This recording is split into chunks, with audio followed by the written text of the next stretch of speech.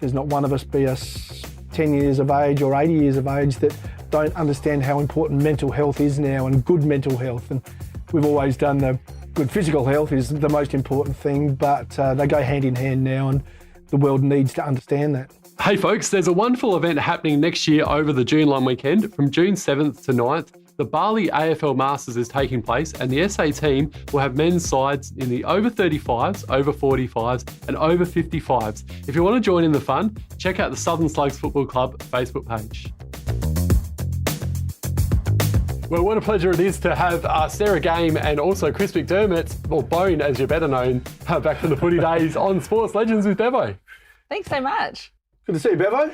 Good to have you guys too. And now next month we've got an event happening as part of International Men's Day. Tell us about it, Sarah. What's going on? That's right. Well, my understanding is it's the only event happening to celebrate International Men's Day this November on Sunday the 19th. So I was inspired to do it by actually attending events for International Women's Day last year, and I realised that there was no equivalent celebration for International Men's Day.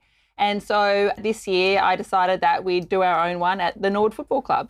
Wonderful. And you've obviously got Chris involved in as well. Tell us about your relationship with Bone and how you got him involved. Yeah, well, I met Chris at, I knew nothing about Chris's AFL career, as we sort of discussed a little bit earlier. I'm not really a sports follower, but I met Chris at an event for children's mental health and learnt that he was involved in starting the Little Heroes Foundation, which I know Chris will talk about later. And that for me was our common ground. You know, I knew Chris was I could tell Chris was a good person who wants to make a contribution. That's what inspires me as well. And that's the motivation behind celebrating men on International Men's Day too. I mean, I've spoken in Parliament about men's issues, had a really positive reception. And so Chris was just sort of naturally the first person that I roped into the event, and he agreed immediately, which was wonderful. And that, I think, helped others get on board too, which I'm really appreciative of. But obviously we've got Jim Wally as well, a former fighter pilot in the Royal Australian Air Force, and we've got Professor Whittet from the University of Adelaide, a specialist in men's mental health, and also Will Frogley, CEO of Master Builders, and Zane Kirkwood from Breakthrough Mental Health Research Foundation. So it looks to be a really amazing event. Yeah, some big names there for sure.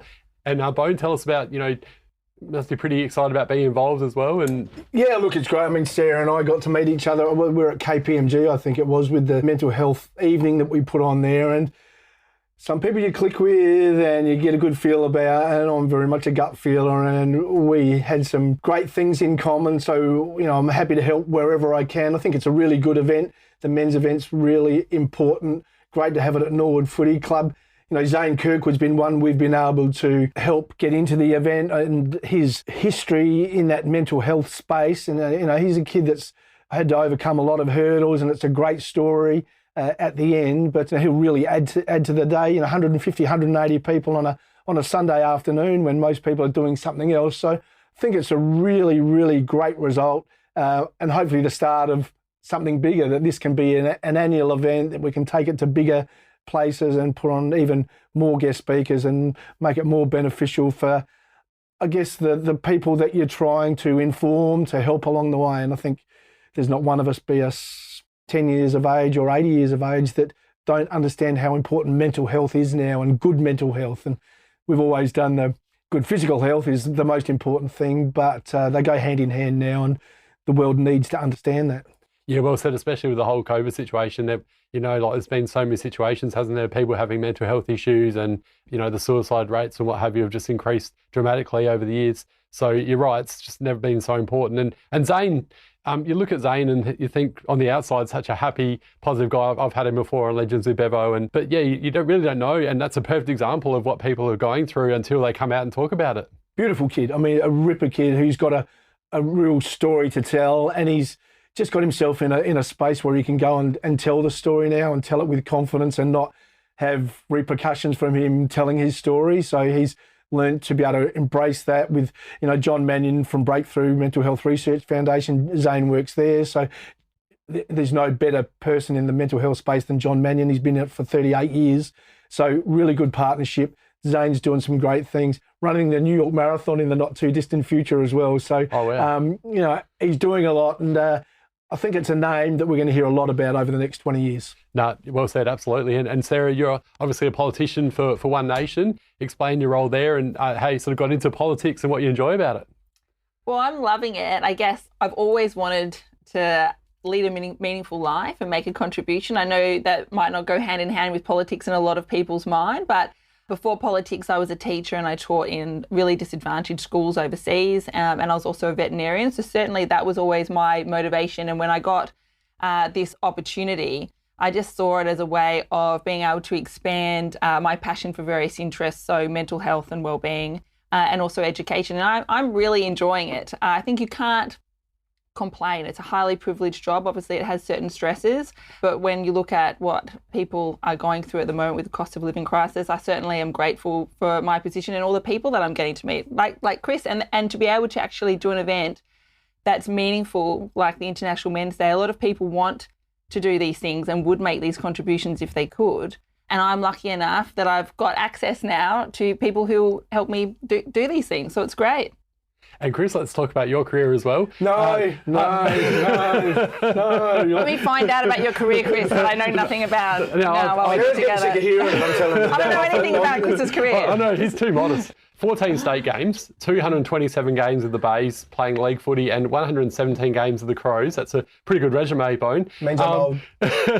Tell us about the journey, where it all began, and the lead up to playing for the Bays. I'm an old Merino boy from 1963, so before Merino was the nice suburb it is now, and my folks built there when there was nobody there, so just happened to be in the Glenelg zone, and I was a mad Woodville supporter back in that day. My grandfather had played for Port Adelaide, and then when he'd finished his playing career at Port, went to Woodville and helped them move from the B grade that they were in the sort of early 60s into the A grade or the SANFL properly, and so took me along, and from 1968 this is when I first remember being in my Woodville jumper and having a badge on and going into the change rooms and having access to that, and it just I was just a young kid that fell in love with the game at a really early age and managed to hold on to that love for 55 years. Not quite sure as I'm in love with it these days as I was back then, and the game's changed a little bit. But look, I'm just a regular story like everybody else. Has just had a bit of footy in the background and in the family. Just wanted to play it and didn't want to do anything else. Wasn't really good at school. Sarah knows that. She knows my schoolwork and my ability to not pass year 12 was a bit of a handcuff on me for the next 30 years, but I just love the game, love what it taught me, love what it gave me, love the assets it gave me, the friends that it gave me, the doors that it opened for me, and what happens on the ground is all a bit of a blur 30 years later, but it's a profession that I couldn't recommend highly enough for anybody, male or female now, that want to play it. And you were also the inaugural Crows skipper as well. That must have been pretty special. Yeah, it was. It was I had an opportunity to go to Brisbane when the Bears had first started and stayed at Glenelg. That was sort of mid-80s, and had a couple of doors open to go to the VFL and play, but didn't really interest me when the Crows were flagged. It was something that did interest me, and to have a South Australian team in the AFL competition and be able to be in the first team and lead that team and give them some direction, and was an absolute highlight, and something I feel really privileged to be able to have done and to have contributed in a small way to that success. And the success for them came pretty quickly. 6 years in, and they've got a premiership to their name, which was a great story. But good fun times. Different era though. Non-professional. You worked from 9 to 4 or 9 to 5. We trained from 5 till 7:30 or 8 o'clock. When we'd finished training, McGuiness and I would drive from West Lakes, Tony McGuiness that is, down to the bay. We'd go to the barbecue inn on Jetty Road at Glenelg. We'd get there at 8:30. We'd be there till 10:30, go home, wake up, go to work the next day and press the repeat button and do it all again. So different times, but great fun, really good memories, and a lot of them we can't obviously say on tape. And I have to talk about the Nigel Smart firewalking incident, because that was one that everyone knows about and an absolute classic back in the day. Sarah may not know this one, but... Firewalking, ever done it? No, I know about it. I might have done it. I think I might have done it in Fiji. Is that right? This is if Hot it's coals? the same. Yeah, I think so. Did you? Yeah. I think I did. Did you say ouch or did it not hurt? It's a vague. I feel like so much has happened in my. It's a distant memory now. I think this was one of those distant childhood memories that may or may not happen. I feel like I was faced with the choice. Whether I went through with it, I don't know. But I'm interested in the story. Oh, yeah? Yeah. Well, you may never speak to me again, though, Nigel, if I do repeat it. But so I think it was the first year pre-season Crows camp, Rapid Bay, and Nigel had been on a plane with Graham Corns going somewhere either to and from Melbourne. So it might have been the second year. And Nigel was reading the in-flight magazine, firewalking. Flicks it to Graham, says, "Look at this. This would be great for us to do." Graham, of course, yeah, great idea, no worries. So we're in this quarry at Rapid Bay, and we're all. It's you can't really see it from the dormitories that we were staying in, and we're walking up and down these dormitories as a practice session for what we're about to go out and do, and it's on a blue carpet, very much like the carpet we're on here, and we've got to walk 22 metres, sort of stomp through it, and say cool sand. So your mind is saying it's cool even though it's bloody hot. And so we did this for about an hour, which was meant to prepare you for what is out there. So we walked the 100 metres around the corner to the hot coals on the gravelled surface, and there was this flame. I swear there were a flaming inferno. It was flames a couple of metres high. They hadn't quite doused them at this stage, and said, no, I'm not doing this. I'm not walking on that. So the more we got, the more apprehensive we got, the less it was reflective of the cool sand and the carpet we were walking on. And because Nigel had found it, he volunteered to go first. So he started at one end. I was at the other end. So the idea was you walked the length of the cricket pitch pretty well, met another player at the other end who would grab you, say, well done, and off you go. Life was meant to be simple. So there's probably 52 players on the list, 52 standing around, officials, maybe 75 in total. Nigel starts and I'm at the other end to catch him, 22 metres. And he starts and I reckon he's 3 steps in and his face went white. The cool sand went to bloody hell, this is hot. And then a rush to the end to me. So he rushed his way through. Crazy. The trainers came from here, trainers came from there, officials came from here, Bill Sanders, Bob Hammond, Cornsey all came, hugged him, put his feet in a bucket of water, and there was pandemonium over it. So they rushed Nigel off, take him back to camp, get the doctors to look after him. The bloke who's running the whole thing is saying, no, it's okay, there's nothing wrong.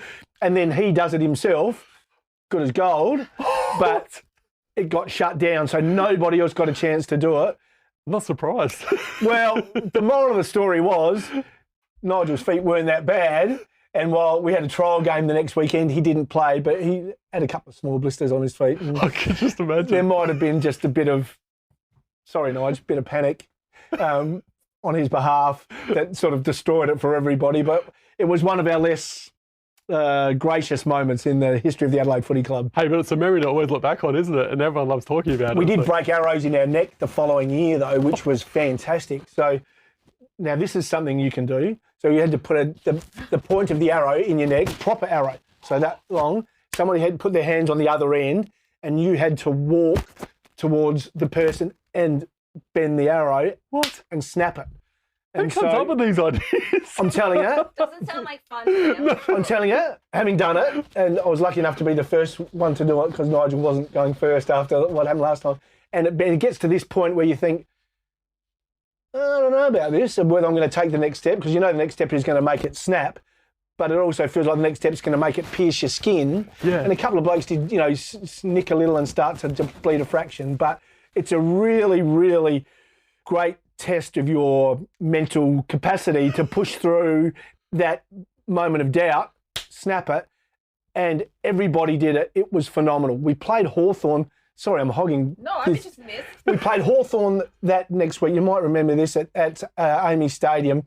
I don't think we'd kicked a goal to half time, or we might have kicked one, and they were up 5-10 to 1-4 or something. We were getting absolutely smashed. We all went into the rooms at half time.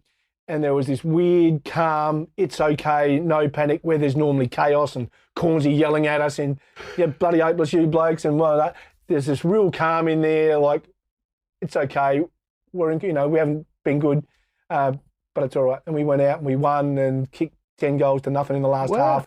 Great story, and that had a huge part in that win over Hawthorn. One of the great weeks and great moments in the Adelaide Footy Club. That's amazing, isn't it? For doing something like, huge story. Yeah.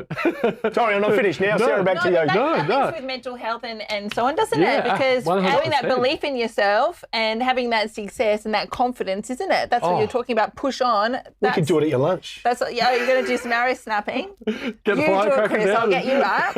We've been looking for a role. We haven't honed your role exactly, but I think the arrow snapping, we could start with that. Maybe not. Maybe that needs a little bit more thought, I think. Get everyone into the right, we can do it zone. I'll hold that thought. We'll ask a few stories about you later on anyway, Bo. We'll get back to your footy career, but move on to Sarah now.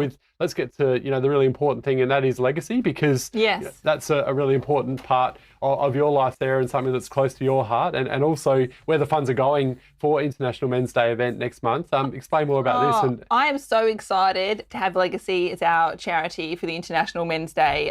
It's really meaningful. I mean, my dad, who unfortunately passed away in February this year, but he was in the Navy for 20 years. So certainly I had that experience of having my father in the Defence Force and being away. And it's a really challenging time for families. I mean, we were lucky, that we didn't suffer severe financial hardship. And certainly Legacy's there to support the whole family. So the parents and the children.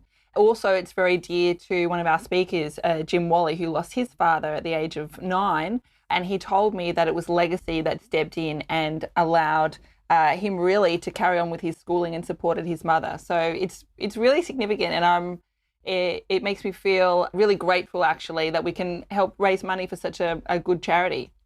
Fantastic. And speaking of charities, Bone, you're obviously involved with the McDermott Foundation, and now more recent times Little Heroes. And why is that sort of foundation so close to your heart? And explain more the story behind Little Heroes. Oh, look, it came from a relationship I had with a young boy, and Tony had one at the same time, Nicholas Berry, Nathan McLean, two young lads who had a form of cancer back in the 90s, were both footy fans and would come along to the footy, and Nath, the young lad that I was really friendly with, would come to the footy, come in the rooms after the game, just sit alongside me, and I slowly saw his body change and had enough understanding of cancer and what it looked like and what it acted like to know that there was something not right with him, and met his mum and dad, and we became friends for a couple of years and went along his journey and saw how that affected him, his family, and saw the facilities at the Women's and Children's Hospital back in the 90s, which were, with all due respect, really substandard. If you had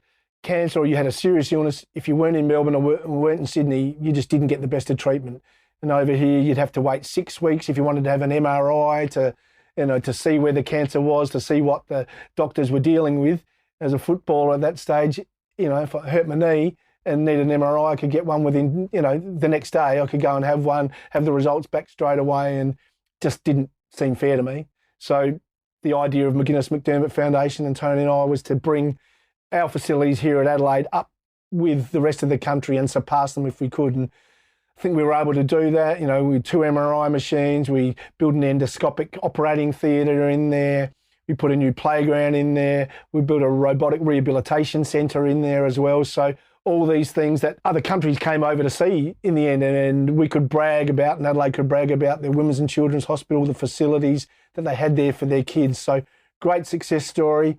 When we morphed into Little Heroes, we also morphed out of cancer and into mental health and physical health. And I'm sure Sarah's, as she just explained, the magnitude of mental health in the world now, and it covers everybody. So it was really important for us to diversify and have a physical health aspect and a mental health aspect to us. So in partnership with Breakthrough, we have Big Talks for Little People, and it's an in-schools program and teaches young children about mental health. We're going into the APY lands in the not too distant future in December, and speaking to some communities up there about having an Indigenous program as well.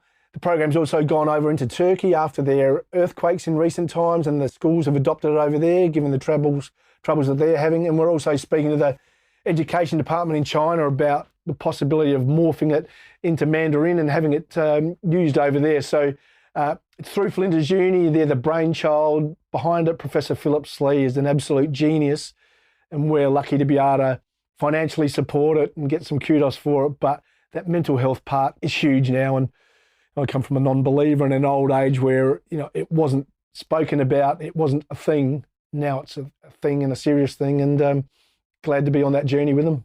It must make you feel very proud knowing the success that you've had with obviously McGuiness McDermott Foundation and our Little Heroes as well. Yeah, absolutely. You know, the beauty is I get to meet people like Sarah that I'd never know and never meet, never walk in that world. And it's been a great experience for me. And Sarah puts up with me and me talking too much, and I buy her a coffee every now and then to try and square the ledger. But it's opened doors for me that would never have been open before. And, you know, I had my parents died from cancer when I was 15, 16. And so I had some history with it, some understanding of it, and to be able to do something for kids that maybe were in my spot 15 years ago or were affected by it, and families that were affected by it, yeah, it's a good reason to get up in the morning. Yeah, most definitely. No, congratulations on that. Yeah, 100%. Definitely. Yeah. And Sarah, let's sort of go back to yourself personally with your politics side of things. Where to from here for the rest of 2023 and going forward? Well, there's probably a couple of things that I think, you know, are fitting to mention now, which I've had a really positive reception from government actually, and I'm quite confident about getting some headway on. And one is getting better advertising for the Urgent Mental Health Care Centre. So there's an Urgent Mental Health Care Centre on Grenfell Street, which very few people know about. It's a 24/7 walk-in mental health facility. It's different than going to a hospital because when you go in there, you're met by a clinician, but also someone with lived experience. And it's much more a living room environment. You don't need a referral. You don't need any ID. You just walk in off the street, or, you know, if you have reached a point within yourself. And I think it's fitting, since we're talking about International Men's Day, particularly this sort of low barrier system is very appropriate for men who they're often not in the mental health care space, because when they have a crisis, it's been precipitated by a life event, you know, a relationship breakdown or a career change. And so I think they often find themselves not really knowing where to go and not already in a system to be referred on. The unfortunate thing is that they don't know about this centre. So last I checked, it was running at 60% capacity.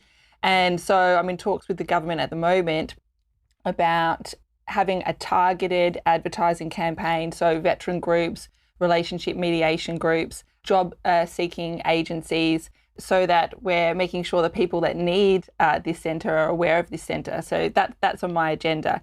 And I guess just tying in a little bit with Chris and his passion for children, I've got a bill that I'm talking with the government that has also had very positive reception in having a collaborative approach, which is making sure that we know that how are children in care, so our most vulnerable and disadvantaged children, how are they actually faring comparatively at school with other children, both in terms of their attendance, but also in terms of their academic achievement. So we don't know that currently. We've got it for certain years of NAPLAN, but we don't know ultimately how they're ending up. You wouldn't be able to say now, well, how did children in care go in year 10, 11 and 12 compared to other children?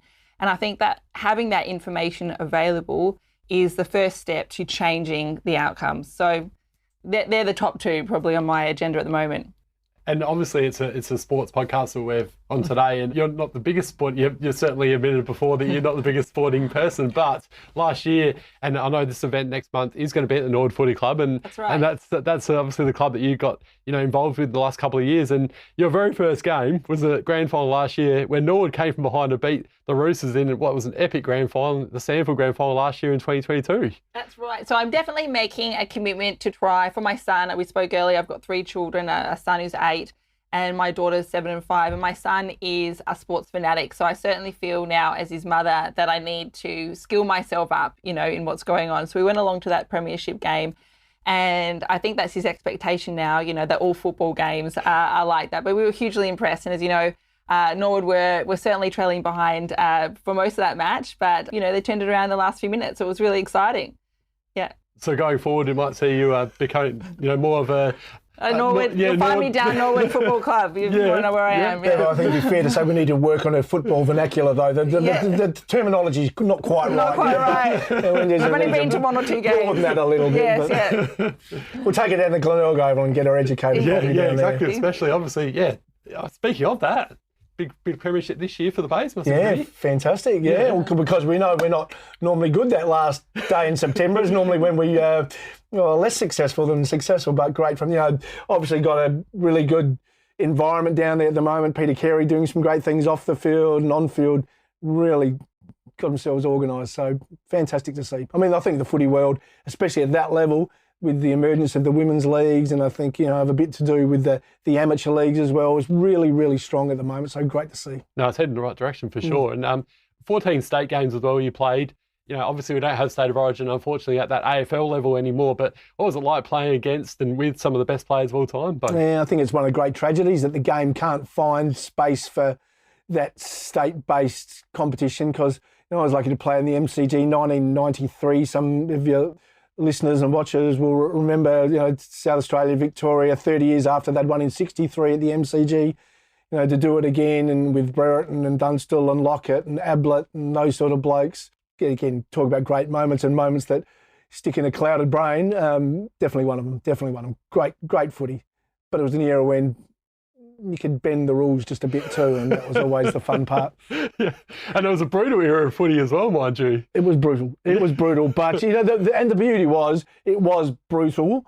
But once you walk back over the white line, there was always a handshake. There was always a beer afterwards, and it left and finished there. And I think the sport might have just lost that a little bit. But I think that was one of the great things, is that you could go to war with a bloke and leave nothing else, off the field, but you'd get there, have a beer afterwards, shake hands, and, life's back to normal again. So the ability for your character to be able to do that after you've both belted the, what out of each other, I think is a great tool for us all that we don't have anymore. And Sarah talks about that mental health and how to deal with it. Well, what a great way we dealt with it back then, even though we didn't know we were dealing with it. I think that ability to do that after a game is really important, and they should think about reinstating it. Yeah, I agree, absolutely. And before we let you go as well, you talked about a couple of funny stories during your career at the Crows. Who are some of the footy teammates that were, real funny teammates back in the day, and why? And have you got a couple of stories that you want to share? Were there some pranksters down at the clubs as well? Well, in the early days, everyone was a prankster, because there was I think Grantley Filkey was one of the big ones, and that probably ducked under the radar a little bit. But Filks was great humour, great fun. Everybody knows about Jarman and his ability to A, make you laugh, and B, make the coaches cry a little bit. But to have two blokes like that, I think we often forget. You look at those early years and you think about the players whose names come readily to mind, but it was often the second tier player that maybe ducked under the radar that made such a huge contribution to Scotty Lee, who was just a hard, tough, but really good fun bloke. We've spoken about the other two, but a Paul Rouvray and, a young Rod Jamison coming through, a young Mark Bickley, and the fun we used to have at his expense. But then he becomes, the first premiership captain, but he was, the punching bag for all of us for a couple of years. So, I'm already enough trouble from Nigel, and now I'm in trouble from Filkey and Jarman. I don't want to alienate myself to any more of them, no. But, different era, different times, but, all part of what the Adelaide Footy Club's been able to become today. And I think, I've played footy for 20 plus years, not at that level, but I think that's the best part, isn't it? Those friendships that you have and the fun that you have. And they're the things I miss the most about playing sport as well. Yeah, it'd be interesting to see what Sarah says. Is politics the same? You've got a whole lot of people that are warring, but are you good enough to be able to shake hands at the end of the day and go and have a beer afterwards or a meal and not be at war and just enjoy each other's company? I think that was the beauty of the game, and we all understood it. Yeah, and again, it's a bygone era, and I understand that, but it was a great part of an old era that I think we forget and move on from too quickly. It's a really good point. Like your Labor versus Liberal. It's a bit like Port versus Crows, isn't it? Does anybody play like that? I think largely, look, I probably haven't been there long enough to really see how it's all going to pan out. But I would say that my experience is that we are able to do that. You know, we are able to disagree strongly with each other, but still be respectful and certainly people have friendships, you know, in different parties, and I couldn't complain. I think it's all been very civil so far. But that said, I think there's a place, as you said, for that real passion and belief. And when your passion and belief is different to somebody else's, that should shine through too. Yeah, absolutely. Love it. Before we let you both go, once again, plug next month's event, Sarah. Where's it happening and how can people buy tickets? Exactly. So we can look up trybooking.com and search International Men's Day, or I know that Legacy have also got a link now to buy tickets. It's on November 19th on a Sunday, International Men's Day. So we're obviously going to be having some amazing speakers, and I want it to be a really positive celebratory event. It is almost sold out, so I would suggest people buy their tickets soon if they're interested in coming. Fabulous. Well, thanks so much to Chris Bowe McDermott and also Sarah Game for joining us today on Sports Legends with Bevo. Good on you, Bevo. Thanks so much.